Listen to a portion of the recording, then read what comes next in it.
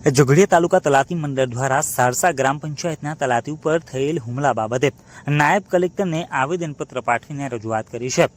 જોગડિયા તાલુકાના સારસા ગ્રામ પંચાયતના તલાટી લક્ષ્મણભાઈ પાડવી તથા અંકિતાબેન ગામિત ઉપર ચાલુ ફરજ દરમિયાન ગ્રામ પંચાયત કચેરી ખાતે થયેલ હુમલા બાબતે નાયબ કલેક્ટર જોગડિયાને આવેદનપત્ર પાઠવીને હુમલાખોરો સામે કડકમાં કડક કાર્યવાહી થાય તેવી માંગ કરી છે। કૃણાલેશ કાયસ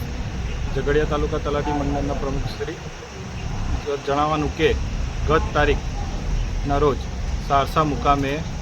તલાટી કમ મંત્રી અંકિતાબેન અને લક્ષ્મણભાઈ બે ફરજ ઉપર હાજર હતા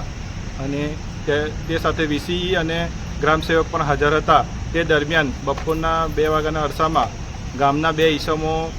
ગ્રામ પંચાયતમાં નશાની હાલતમાં ઘૂસી આવેલ અને તલાટી સાથે જેમ તેમ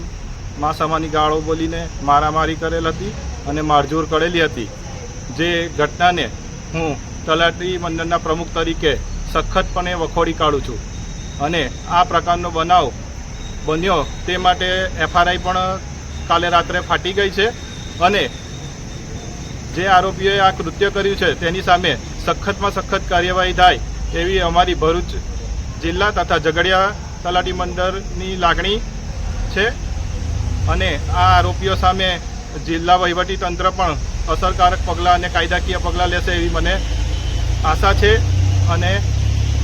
ભારતના સંવિધાન અને ભારતના કાયદા ઉપર મને સંપૂર્ણ વિશ્વાસ છે।